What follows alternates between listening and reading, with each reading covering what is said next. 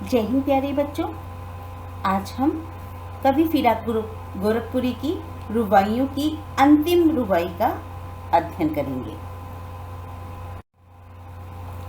रक्षाबंधन की सुबह रस की पुतली छाई है घटा गगन में हल्की हल्की, बिजली की तरह चमक रहे हैं लच्छे, भाई के है बांधती चमकती राखी।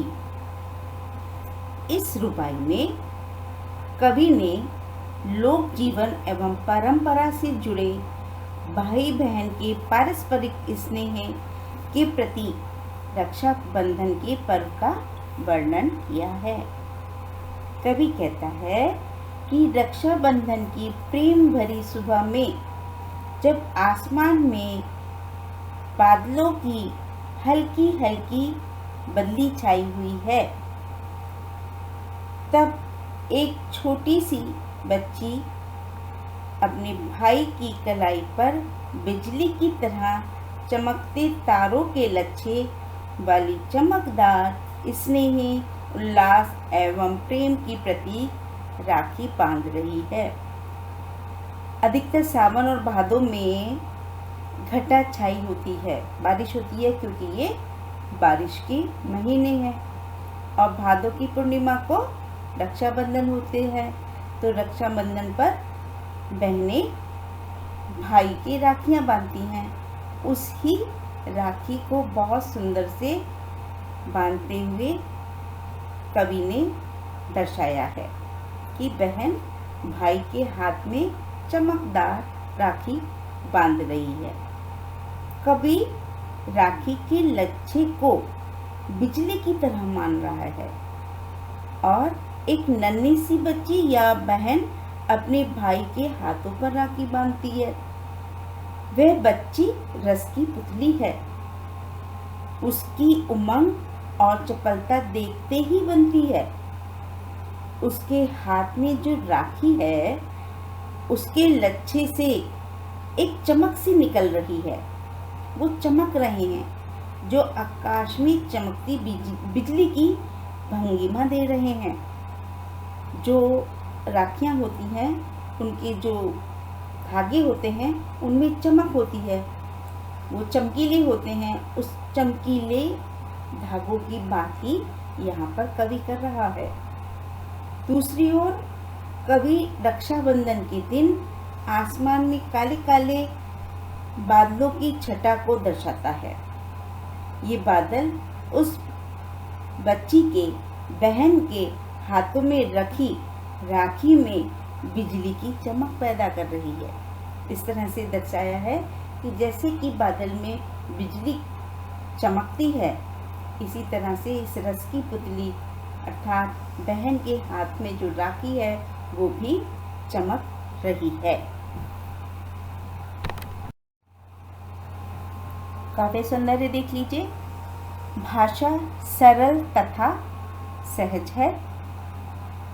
वर्णन में दृश्यात्मकता उपस्थित की गई है। रुबाई छंद का मनोहारी रूप से वर्णन सामने आया है। बिजली की तरह चमक में उपमा अलंकार है। हल्की हल्की में पुनरुक्ति प्रकाश अलंकार की छटा है। अर्थग्रहण संबंधित प्रश्न। पहला प्रश्न, प्रस्तुत रुबाई के प्रतिपाद्य विषय को लिखिए। इसका उत्तर इस प्रकार से होगा कि प्रस्तुत रुबाई के शायर फिराक गोरखपुरी की इस रुबाई का मुख्य प्रतिपाद्य, मुख्य विषय भाई बहन के अटूट संबंध का प्रतीक रक्षाबंधन का त्योहार है। कि रक्षाबंधन के त्योहार पर इस तरह के मौसम में किस तरह से उमंग और स्नेह से बहन भाई की सुंदर राखी बांधती है, इसका वर्णन कवि ने किया है। दूसरा प्रश्न, शायर रक्षाबंधन की सुबह को कैसा बताता है? शायर रक्षाबंधन की सुबह तथा उस बच्ची को रस की पुतली के समान कहता है, रस की पुतली जैसा कह रहा है, बता रहा है। अगला प्रश्न, रक्षाबंधन किस प्रकार का त्योहार है? आसमान में घटाएं गिरने से कवि का क्या तात्पर्य है? इसका उत्तर होगा रक्षाबंधन भाई बहन के पारस्परिक प्रेम का त्योहार है। आसमान में घटाएं गिरने से शायर का अभिप्राय यह है कि यह पर्व श्रावण मास की पूर्णमासी को मनाया जाता है। सावन हमारे यहाँ वर्षा का महीना है, वर्षा ऋतु का महीना है।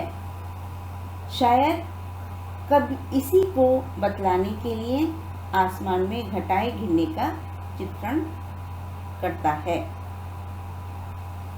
अगला प्रश्न, राखी के लच्छे किस प्रकार के हैं?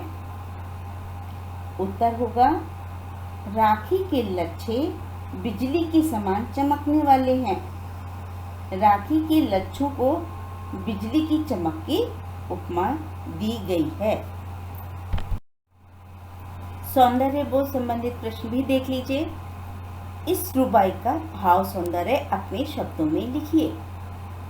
इसका उत्तर होगा इस रुबाई में रक्षाबंधन के पारंपरिक त्योहार का वर्णन करते हुए कवि कहता है कि भाई बहन के स्नेह से सिक्त रक्षाबंधन की इस सुबह में, जबकि आसमान में हल्की हल्की बदली छाई हुई है, एक बच्ची, एक बालिका अपने छोटे से भाई की कलाई पर प्रेम की प्रतीक राखी बांध रही है।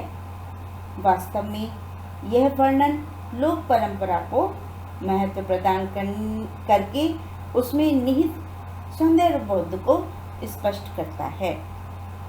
अगला प्रश्न, इस काव्यांश की भाषा एवं छंद के बारे में बताइए। उत्तर होगा इस काव्यांश की भाषा लोक भाषा एवं उर्दू मिश्रित है। काव्यांश का छंद रुबाई है। इसमें 4 पंक्तियां होती हैं। इसमें पहली, दूसरी तथा चौथी पंक्ति में तुक मिलाया जाता है। अगला प्रश्न, उपमा अलंकार का एक उदाहरण दीजिए। उत्तर होगा बिजली की तरह चमक रहे हैं लच्छे। इस पंक्ति में उपमा अलंकार है।